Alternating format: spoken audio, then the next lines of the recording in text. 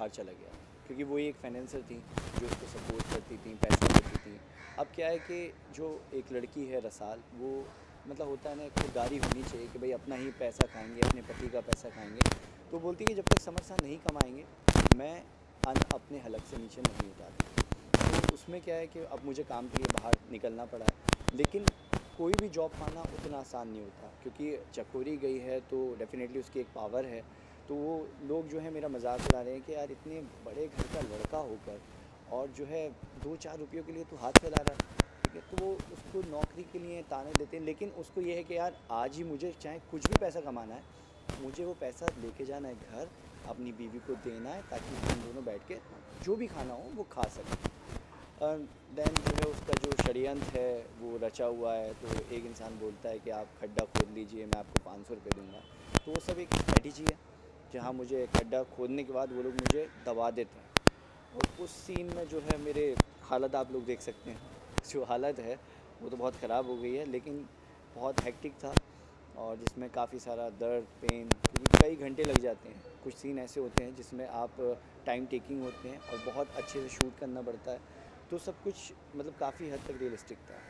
अगर आज देखेंगे आप, तो आज आपने खड्डा खोदा, पसीने बहाए, कितने पसीने बहाए, खड्डा खोदा? हाँ, तो मैं अपनी मम्मी से बात कर रहा था, कह रहे हैं आप लोग सोचते हो कि यार मेकअप वेकअप लगा के वैनिटी में बैठ के लोग बड़े आराम से पैसा कमाते हैं। भाई देखिए ऐसा नहीं है, क्या है कि हम लोग खून पसीने की मेहनत से भी कमाते हैं, ठीक है। तो बहुत देखिए मेहनत हमेशा करनी चाहिए, और हमेशा आपको अगर दिखाना है अपने किरदार को और अच्छा, तो आप कोई भी शॉर्टकट ना अपनाएं। अगर कोई बोल रहा है कि ठीक है बहुत सारी कैमरा चीटिंग्स भी कर सकते हैं, लेकिन उसमें उतना पब्लिक आजकल समझ जाते हैं, लोग यूट्यूबर बन गए हैं तो वो खुद से अपना कंटेंट बना लेते हैं। तो जितना आप कैरेक्टर के लिए मतलब नेचुरल करोगे, उतना आपके लिए इफेक्टिव है। जैसे कि स्टूडियो के अंदर काम करना और बाहर में काम करना, धूप में खड्डा खोदते वक्त कितना अच्छा एक्सपीरियंस का बताएंगे आप? हाँ, इंडोर शूट करना बहुत आसान है। मतलब ज़्यादातर क्या होता है, आपकी एसी चल रही है, आपके पास ज़्यादा फैसिलिटीज़ होती हैं, लेकिन आप एक बार जब आउटडोर निकल जाते हैं तो क्या है, एक तो जो धूप होती है उससे चलो टैनिंग अलग चीज़ है, ये गोरा काला तो मैं इतना बिलीव नहीं करता। लेकिन क्या है, जब आपको एक इचिंग होने लगती है, अगर मिट्टी का शॉट है और मिट्टी आपके उस पर बारीक बारीक कंकड़ हैं, तो जो कंकड़ से आपको पेन हो रहा है, और धूप पड़ रही है तिल मिलाती हुई, और एकदम जो मिट्टी है वो भी गर्म है, तो आउटडोर शूट में मतलब काफ़ी हद तक परेशानियाँ तो होती हैं। अभी आगे क्या होने वाला है इसका मतलब? देखिए ये होगा कि अब चकोरी, जब आपने घर के विलन को बाहर निकाल दिया, अब आप किसी भी, चाहे वो कोई भी नेगेटिव करने वाला हो, वो पगला जाएगा।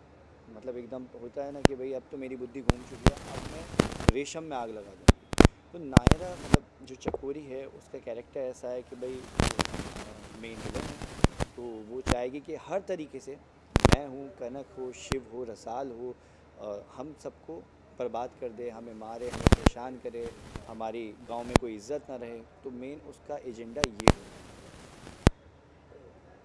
Thank you so much. Thank you so much. जैसे कि आप जानते हैं कि रसा हेलो या जैसे कि आप जानते हैं रसाल ने शपथ ली है कि वो अब तभी कुछ खाएगी जब उसका पति कुछ कमा के आएगा, यानी कि समर साथ जब कुछ कमा के आएंगे। तो वो भाई से भी बोलती है कि अब आप सपोर्ट मत करिए, क्योंकि कब तक हम लोग आपके सहारे पे जिएंगे। तो बस इसी मुद्दे पे समर बाहर जाते हैं काम मांगने के लिए गांव में, और वो काम मांगने जाते हैं तो कुछ लोगों से उनकी लड़ाई हो जाती है, और चकोरी मासा की प्लानिंग होती है। शायद वो उन्हीं के कुछ बंदे होते हैं, उन्हीं के कुछ गांव वाले होते हैं। तो उनको बोला जाता है कि इसको गड्ढा खुदवा के काम के बहाने से और उसी गड्ढे में दफन कर दो।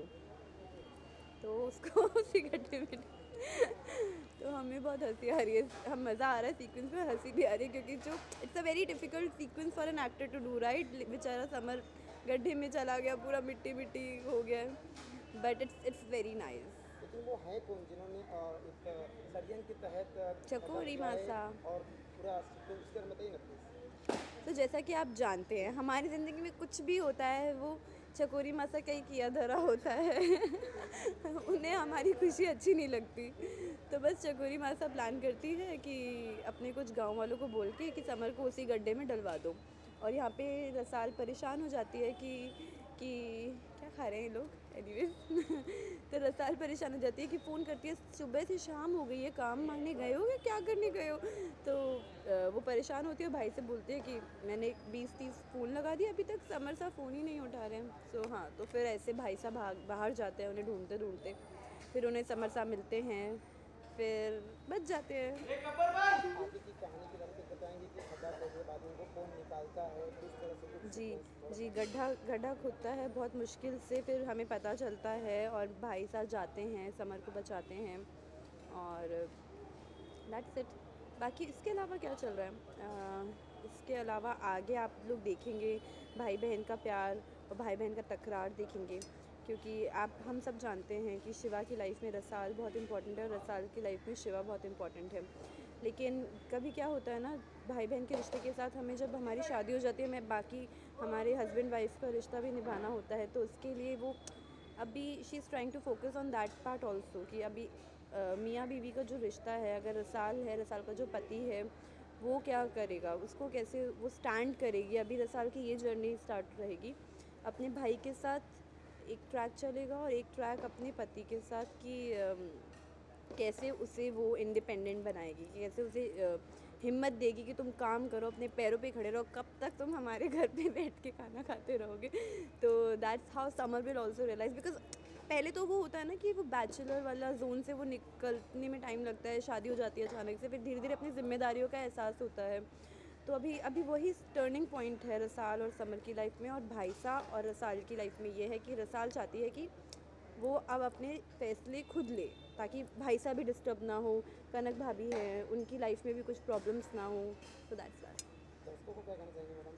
दर्शकों को मैं कहना चाहूँगी थैंक यू सो मच, हमारा शो ऐसे ही देखते रहिए और हमें ऐसे ही प्यार करते रहिए, हम लोग खूब मेहनत करेंगे और आपको एंटरटेन करते रहेंगे। लेकिन आज की फिल्म के बारे में खड्डा खोदा गया, वहाँ पर उनको गाड़ भी दिया गया, क्या सस्पेंस क्या है?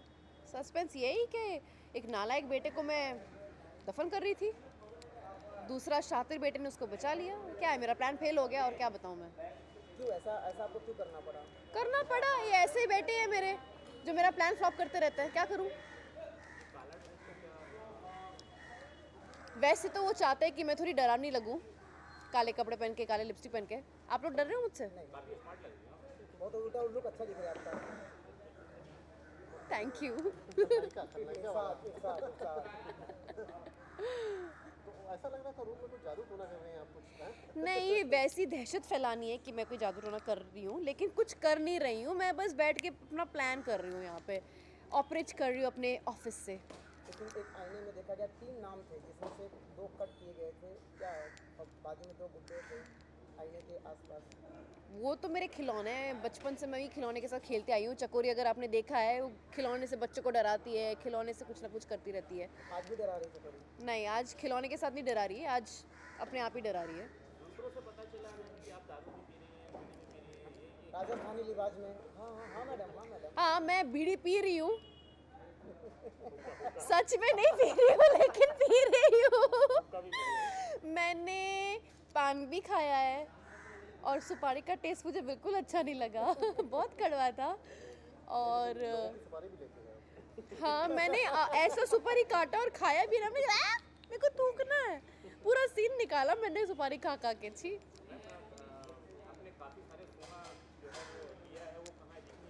वो क्यों दिखाऊं आप लोगों को मैं?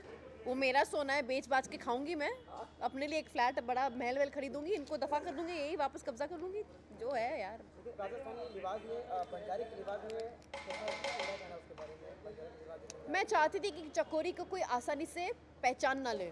अब चकोरी तो है एकदम साड़ी गाड़ी पहन के एकदम महारानी की तरह, मैं वैसे घूमूंगी तो लोग लूट पाटने आ जाएंगे ना मुझे। तो बंजारा लुक मतलब हाँ, कोई होगी, लोकल ही है कोई बेचारी।